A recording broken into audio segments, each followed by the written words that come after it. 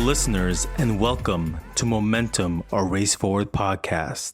My name is Hendel Leva, and I am the manager of podcast and audio here at Race Forward, and your host for this episode. It's September, and that means we are recognizing Latinx Heritage Month / Hispanic Heritage Month, as well as International Podcast Day, which takes place on September 30th. Today's dynamic conversation with the co-founders of BIPOC Podcast Creators, that's Black, Indigenous, and People of Color Podcast Creators, brings that all together as we talk about the organization's dedication to the amplification of BIPOC talent and voices in podcasting and beyond. BIPOC Podcast Creators is a Black and Latino-owned organization founded in 2021 with the purpose of connecting people with opportunities that will help amplify the presence and the stories of Black, Indigenous, and people of color in podcasting. They say, we want to own our own narratives so we can continue to build a legacy beyond the podcasting industry. Some of their core goals are 1. Create a supportive networking community of BIPOC podcast creators who are ready to go beyond the 101. 2. Advocate for a more equitable and transparent podcast industry. 3. Build a space where BIPOC podcast creators can express themselves effortlessly and without judgment. 4. Amplify visibility opportunities that help advance BIPOC podcast creators through speaking opportunities, features, and media exposure. And 5. Offer resources that will help build BIPOC podcast creators a sustainable production process. Examples include mentorship and access to funding sources.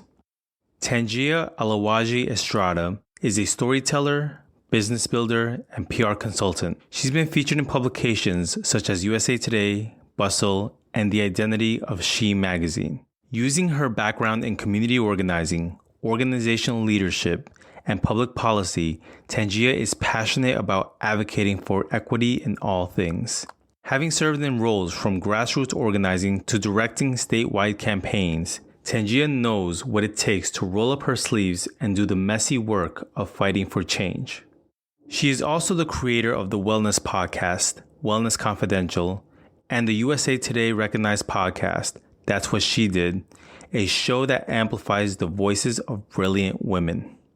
Maribel Quesada Smith is a media producer and writer with over 17 years of expertise developing meaningful content with an eye towards equity. Her TV credits include producing on shows for the Discovery family of networks, Netflix, Oxygen, and A&E, among others. She's the co-creator of the podcast Birdies Not BS, which helped amplify the voices of people of color in the golf industry. She's currently the co-host and producer of the Pulso podcast and most recently story editor and writer on the award-winning iHeart podcast Sacred Scandal. Here's our conversation.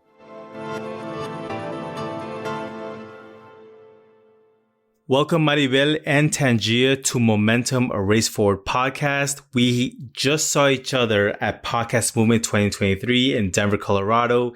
And I think that this is a great time to connect, given that we are heading into Latinx Heritage Month and we are coming up on International Podcast Day, which is September 30th.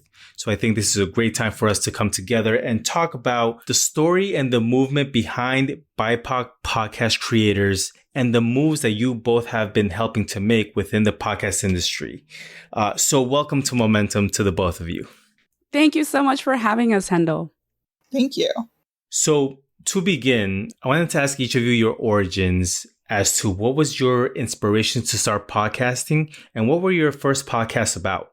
Tangia, let's have you start. Sure. So I first started podcasting in early 2018. And at that time, there just were not a lot of podcasts about things that I wanted to listen to. It was mostly, well, it still is mostly, but at that time, it was like only white guys, right? It was almost all white guys. There was the occasional podcast here or there that was, maybe put out by NPR or something that had non-white guys on it. But I just wanted to hear a podcast that I really could get into. And I wanted to hear a podcast about women of color. And I wanted to learn how to podcast. I didn't really know anything about podcasting other than I thought that I could do it. So I reached out to a friend who was actually an OG podcaster, a Black woman who's maybe, I don't know if this is true. And she didn't say this. I say it, but I think she might have been like the first Black woman podcasting. Michelle Talbert. So she's like an attorney, and she also founded and owns the only woman of color owned co-working space in Florida, which is pretty cool. But she had started podcasting like way back in the early days of podcasting, and we were friends. And I called her up and I was like, hey, I really want to start a podcast because I want to learn how to podcast. And maybe someday I'll have a good idea for a podcast. And I was like, do you want to co-host with me and start a podcast? And she was like, no, I don't want to do that. And I was like, please. She goes, well, I tell you what, I will help you start your podcast. And I think there was a moment when I actually tried to convince her to do the podcast idea. And then I conceded and was like, will you co-host with me? And she said no again. And she said, I'll help you start it so that you learn the ropes, and I'll show you how to do it like the way that I did it. And then you got to take it. She was like, I'm done with podcasting. I've done enough podcasts. Like, I'm over it. I'm on to a new journey. And I was like, fair enough.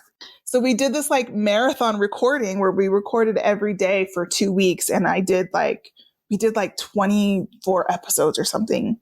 It was crazy. I would never do that again. Right. But I didn't know enough to even know anything.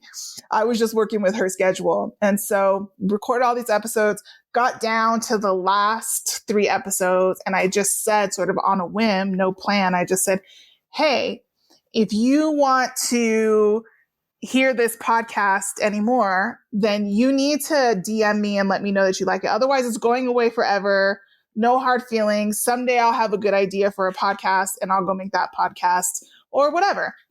And then, a couple weeks later, started releasing episodes, and we released 1 episode every day for Women's History Month, which is in March.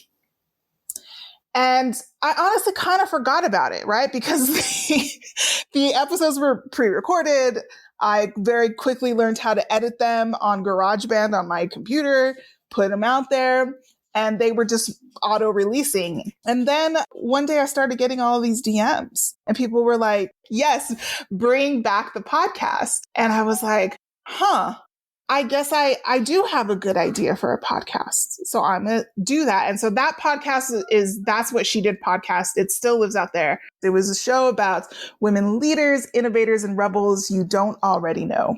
In some perfect world, I'm going to be able to bring that podcast back someday. It just doesn't fit into my current life, but it was very successful, 7 seasons, and it grew every season. It grew even in the off season. That's how I started. I did another wellness podcast for a little while.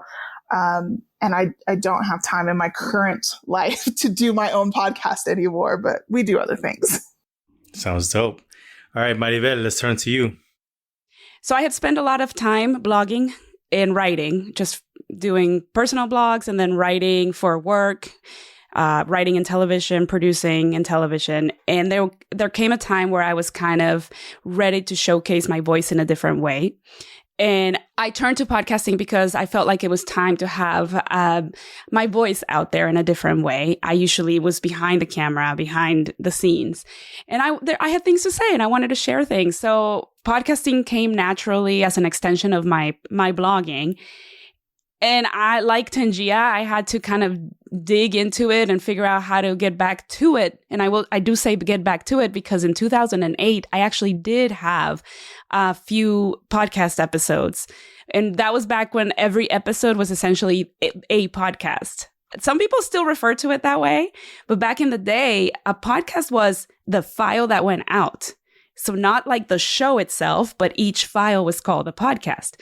Well, I did several podcasts back in 2008, and that was the very early days. I had to do a lot of research and figure out how to do the RSS myself. There weren't as many options for hosting.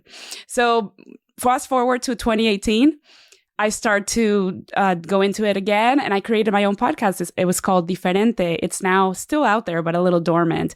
I had a really good experience. It was very well received. We had a lot of listeners. not in the thousands, but a really decent amount of listenership, considering that nobody really knew who I was. So that propelled me to keep going. And I did it for a while. I think it was 3 years total, 2 seasons, because I took a break. And what happened was that I realized quickly that through that podcast, I started to get work to help other podcasts or to produce on other podcasts. And essentially what happened, which is the same thing that happened to Tangia, is that the work came a little faster and the fun of producing your own podcast and being on your own podcast kind of started to go away because the time just wasn't there anymore. So I do miss having my own show. I have to say, I do miss that creativity outlet. I work on other shows and I am a co-host on another show called the BIPOC Podcast currently, which is awesome, but it's a different style. So sometimes I do miss Diferente, but I think, I don't know, maybe that's just something that is there for my past and it put me where I am now, which is what I love. So I think I'm in a good place now.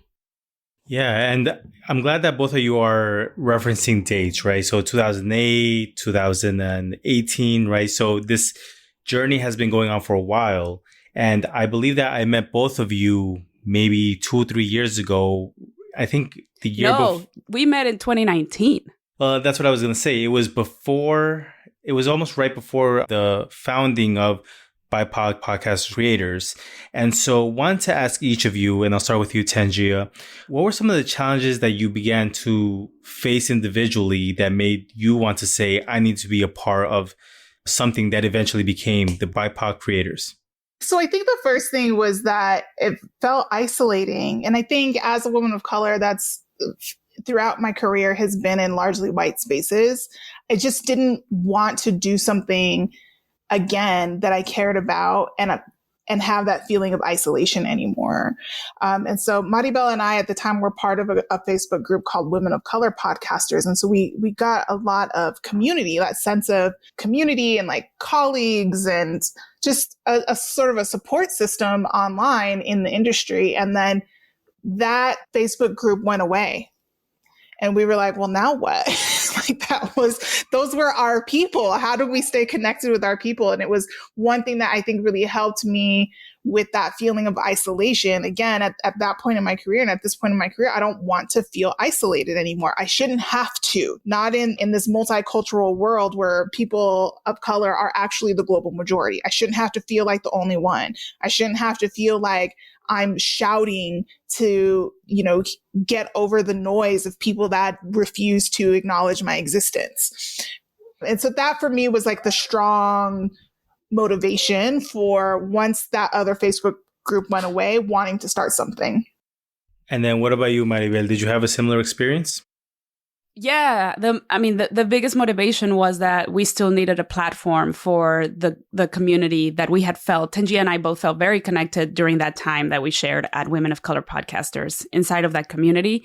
And we both agreed that there needs to be something for more people. So we decided, let's make it even more inclusive. So let's include all genders. Let's make sure that we broaden it out a little bit just so that we have a little bit more diversity of thought. And we went with that. And for me, that was it. The need for community, the need for representation. And also, I will say that one of the biggest catalysts for me was the need for access. I was noticing that a lot of the doors were closed in podcasting because it had been such a small niche medium for so long. And in order to get into those rooms and have the conversations that needed to be had or be represented on stages, and that kind of thing, we needed to have more access to leaders and to people who were doing the damn thing. But we couldn't get that access just by ourselves. So there's power in numbers. As a community, we now get more access to those people and to those events. Yeah, and I've seen over the last few conferences, the folks from the group that I've met being featured on stage or the group itself. There's a luncheon at every conference. Can you tell me about the very beginning of the BIPOC Creators group and sort of the wins that have grown across that you were beginning to mention? Yeah. So the very beginning was in 2021. We launched in the spring of 2021. Tangia was about to have a baby, and we were so convinced that it was just the perfect timing to do it.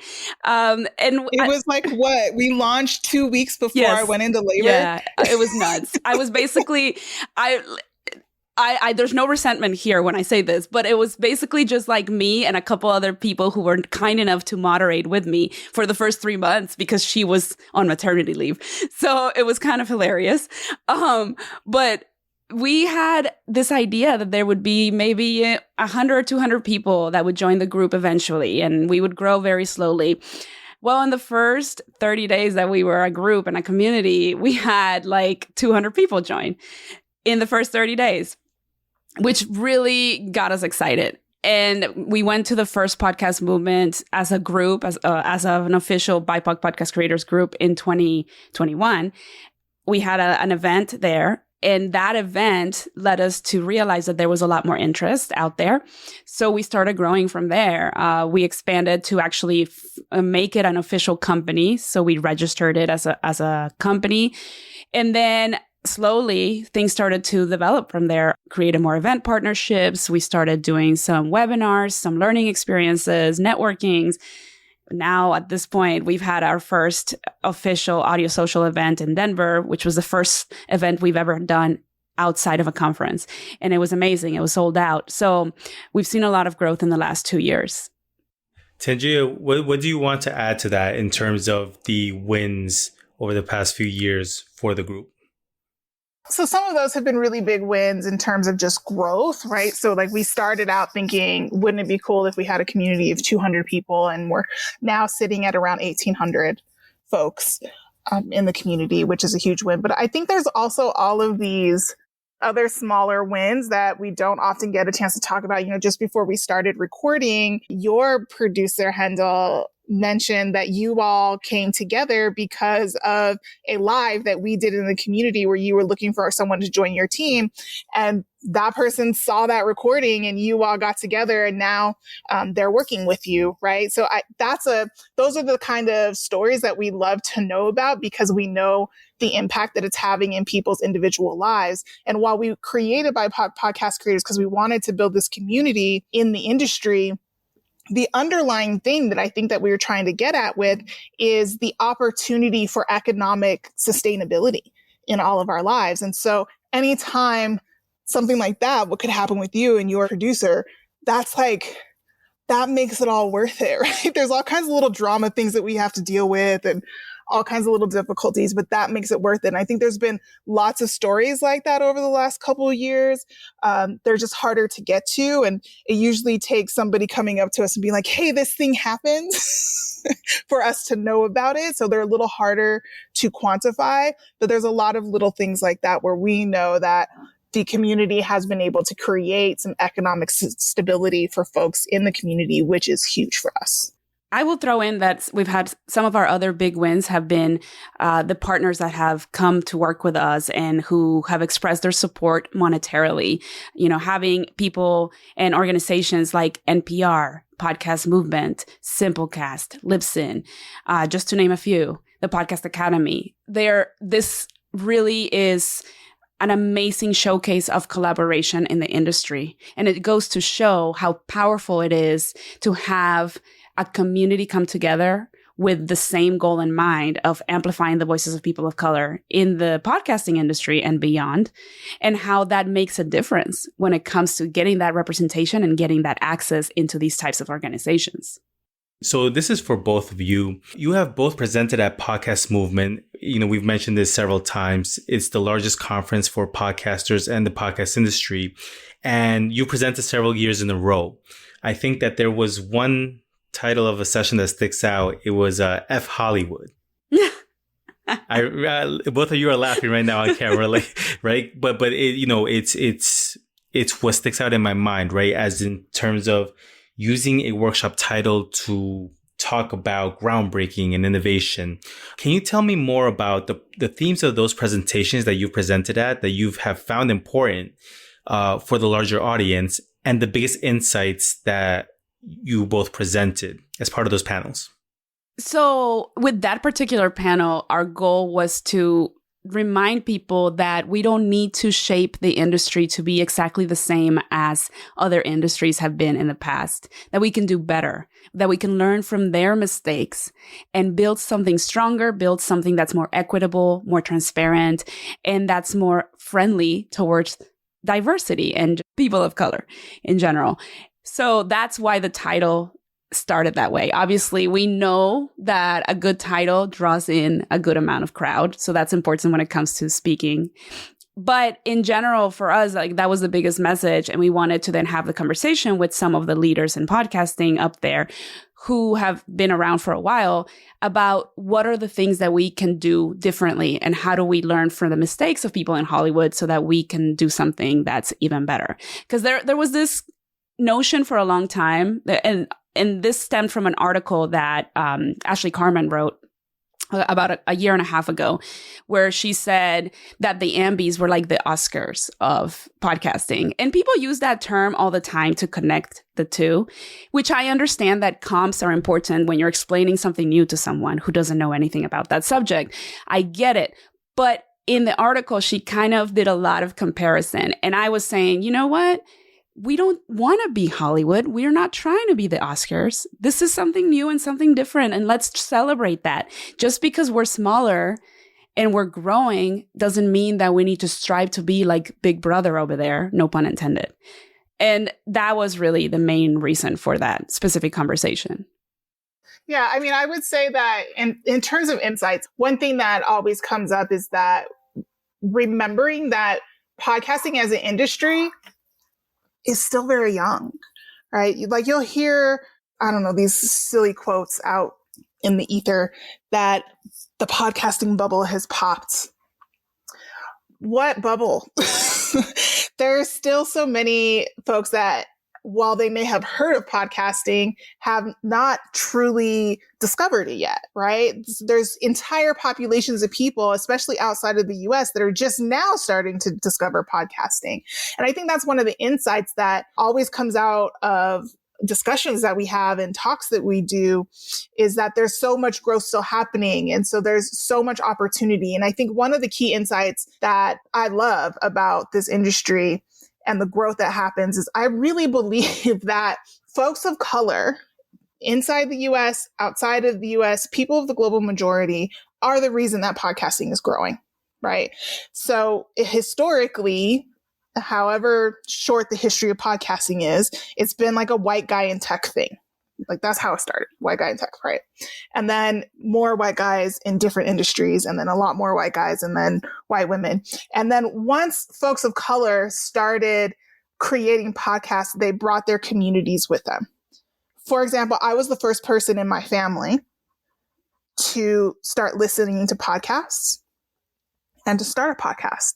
And so when I did it, it introduced my entire circle to podcasting. Now, most of those people never listened to any podcast that I ever created or was part of. So what? They listen to other podcasts, right? They share podcasts. They consume other material in podcast format. And that's what matters, because with me, the audience for podcasting as a whole grew. Hensel, when you came into podcasting, the audience for podcasting as a whole grew, and so on and so on and so on. And I think that's one of the key insights that often gets missed, is that there's all of this growth. But when you look into the reason for the growth, it's because for us in our communities, when we start podcasting, we introduce a new community to the industry. And I'm always very inspired, and this is why Podfest or Podcast Movement, I come back inspired by the amount of folks that are pushing the industry forward and meeting a lot of folks like from our communities who are making those inroads. I think one of the ones that I was kind of blown away, and no pun intended, was the young Latino women from Nassau who were presenting at Podcast Movement. I was like, this is like in the cosmos now, right? And so that gets me very excited. But I think one thing for folks who are outside of podcasting, and, you know, we're talking people in social justice or nonprofit, like this sector that I work in and a lot of listeners work in, you know, we are hearing those rumors of the bubble and, Tangia, you mentioned economic sustainability. I guess this is more of a tougher question because we have seen a lot of layoffs in tech. We've seen a lot of layoffs in podcasting recently. What does the status of the current industry mean for podcasters who are already dealing with underrepresentation and hardship within the industry? What are the opportunities for that? Well, I think you're right. It's a tough question. And so there's no easy answer. But again, I point to the growth that's happening in the industry is largely outside of the US. And it's largely the biggest opportunities in podcasting in terms of growth are happening not in Europe, right? So they're in countries in Africa, they're in Asia. And so I think that there's still a lot of opportunity. What happens with any opportunity in any industry is the opportunities start to change. So I think one thing that people freak out about is that when a lot of us started podcasting, there was 1 million podcasts total. And that number keeps going up of like new podcasts. And the way to really make money in the industry as a podcaster is through advertising dollars, right? So there's this gap of like, it feels like there's too many podcasts because there's more than 1 million now, and there's not enough advertiser dollars to go around. And so it feels like this shrinking of opportunity, which isn't actually, in my opinion, so accurate. Are there a lot of podcasts? Yes.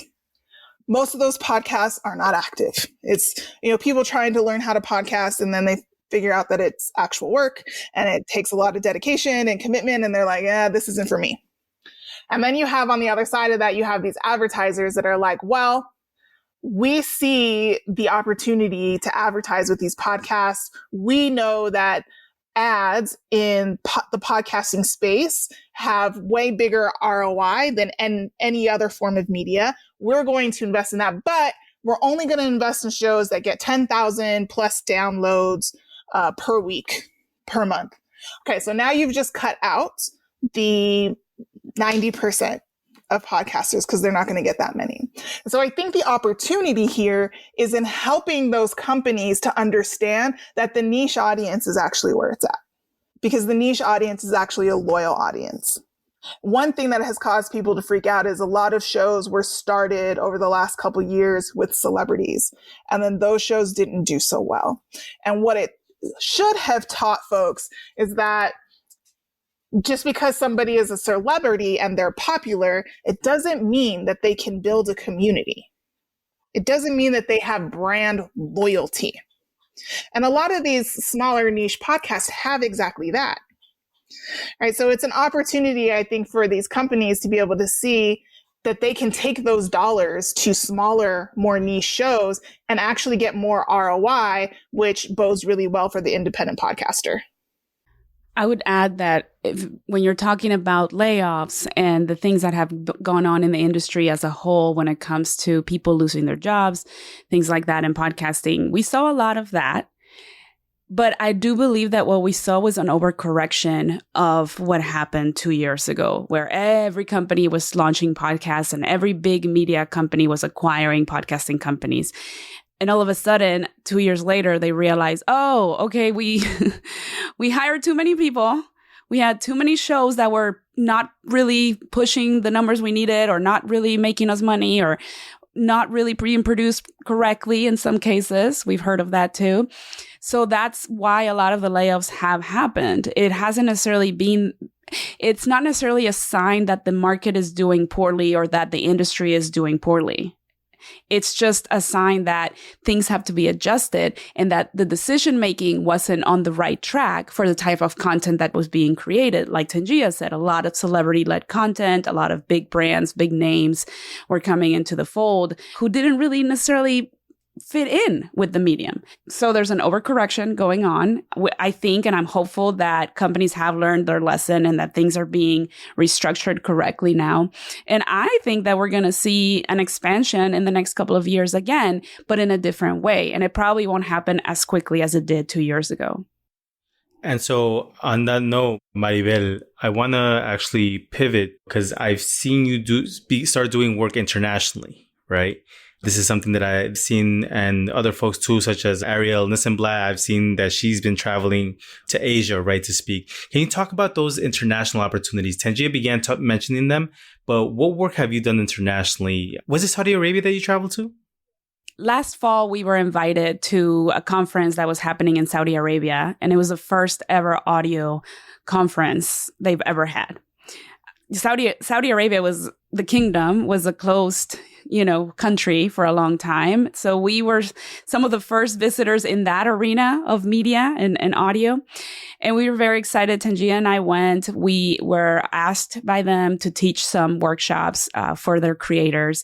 And that was an amazing experience, having to teach them. Obviously, we were teaching in English, but there was a lot of interest in general about the basic concepts around podcasting and discussion around like creativity and things that we maybe forgot about here. Because now we're like, fast forward into the future here, we're like a year or two ahead of where they are in the process of creating. And so that was an interesting perspective to go back and to see that people are developing now into podcasting, but there are so many new creators there and so many podcasters and so many listeners. A lot of these creators already have amazing YouTube followings, and they're kind of jumping into podcasting to try the space and see how that works with their brand and so forth. So it was a very exciting opportunity to expand our knowledge by teaching things to people in a new way, which in turn gave us knowledge about how our brand was received, how we need to communicate our mission, how our mission doesn't always make sense in other countries necessarily in the way that we were previously explaining it. So we understand that now. Like when we go to other countries where the majority of people are maybe brown skinned or Black, they don't necessarily identify with some of the same issues that we see in the US or in the UK. And so that's a big learning curve for us. I was in Mexico City a couple months ago at another conference, and it was also a learning experience where people were like, well, what is BIPOC and why is that important? And what does that mean? And I had to explain that. But again, context, right? Wherever you are in the world, that shifts. And it's important for us as a company, an organization that is global, to understand those perspectives and to adjust as we have these interactions so that we can have more meaningful conversations and we can have a better delivery of what our mission is and just kind of grow in that direction of being a little bit more global and not just so US centric. Tangia, what can you say about your experiences traveling abroad and speaking about podcasts? I think, again, I think it lends to the opportunity that podcasting presents. It's so very young in other countries, but there's a lot of interest, and we are some ways hitting those specific areas before it pops. So it's like being able to see what podcasting was probably like in the very early stages in the US and being able to witness that in another country is really amazing. So there's that huge growth opportunity. It's really amazing to be able to see it from the very beginning and the excitement around it. And I just think that it's one insight that I take away from that is that podcasting really is something that I think people of the global majority are going to take over in the long term, because it's barely starting to really pop in a few countries in Africa. It's getting ready to probably in Mexico and other Latin American countries. And, this time last year when we were in Saudi Arabia, there were a total of like 570 podcasts in the entire country total that have ever created an episode. And the conference was packed with creators, all trying to understand how to use this medium. So imagine what it's going to look like a year from now. It's just, I find it to be very encouraging. I think it means that you can really come into the space and create something that is your own, that is impactful. And I just love that about this industry. Great. And here we're coming to the end of our conversation.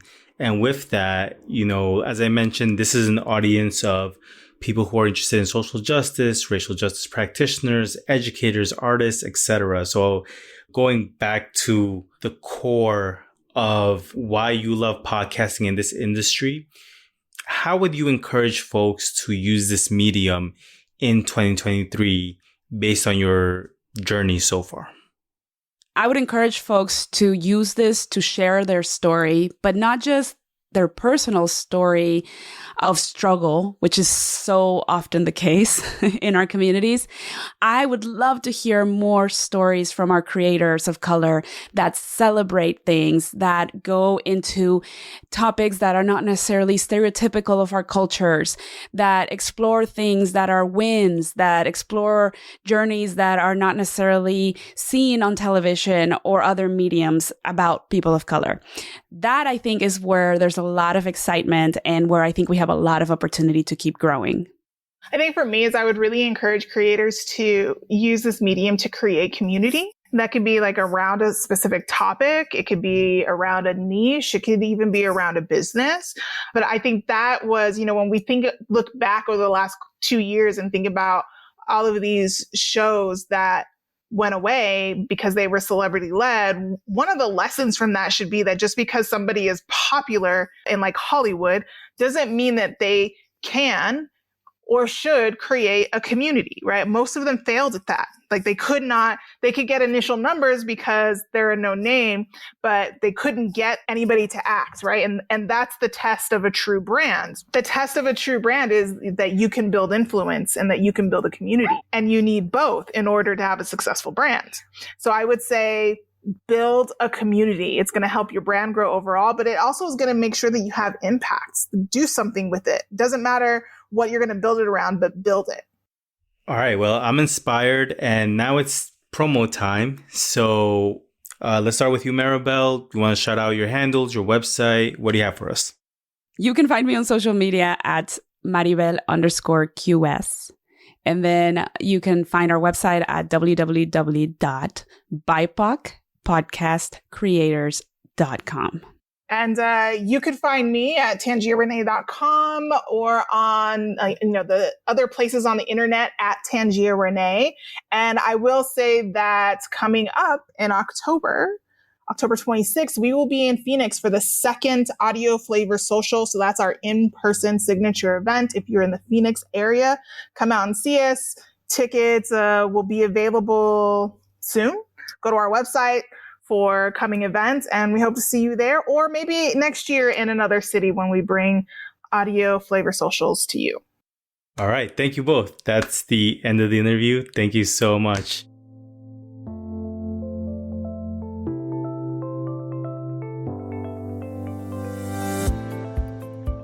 Thank you to Tangia and Maribel for joining Momentum, a Race Forward podcast, and celebrating Latinx/Hispanic Heritage Month and International Podcast Day with us.